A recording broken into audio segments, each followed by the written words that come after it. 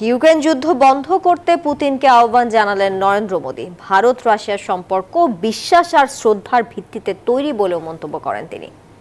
Moscow সফরের দ্বিতীয় দিনে দুদেশের সম্পর্ক উন্নয়নের রোড ম্যাপে গুরুত্ব আরোপ করেন উভয় নেতা। এদিকে মস্কো দিল্লির এই সম্পর্ক উন্নয়ন নিয়ে উদ্বেগ জানিয়েছে ওয়াশিংটন। রাশিয়ায় 2 দিনের সরকারি সফরে গিয়ে ইউক্রেন যুদ্ধ শেষ করার জোরালো আবেদন জানিয়েছেন ভারতের প্রধানমন্ত্রী নরেন্দ্র মোদী। তিনি জানান, যুদ্ধে কোনো সমাধান নেই, এক্ষেত্রে সংলাপ এবং কূটনীতিই হচ্ছে এগিয়ে যাওয়ার পথ। जानहानि होती है तो बहुत पीड़ित होता है। দ্বিতীয় দিনের সফরে পরমাণু স্থাপনা সহ বেশ কয়েকটি স্থান পুতিনের সাথে ঘুরে দেখেন ভারতের প্রধানমন্ত্রী। সেই সাথে রুশ সেনাবাহিনীতে ভারতীয় নাগরিকদের বিষয়ে খোলামেলা আলোচনা করেন। দুদেশের মাঝে ভবিষ্যৎ সহযোগিতার জন্য একটি রোডম্যাপ তৈরি করতে দীর্ঘ আলোচনা করেন উভয় নেতা।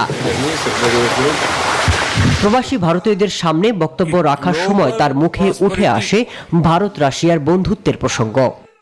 नई ऊर्जा देने के लिए भारत और रूस कंधे से कंधा मिलाकर चल रहे हैं।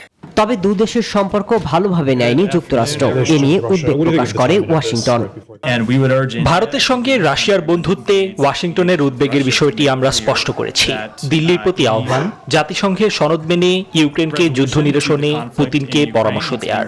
এদিকে ভারতের প্রধানমন্ত্রী মস্কো সফরের কড়া সমালোচনা করেছেন ইউক্রেনের প্রেসিডেন্ট ভ্লাদিমির জেলেনস্কি।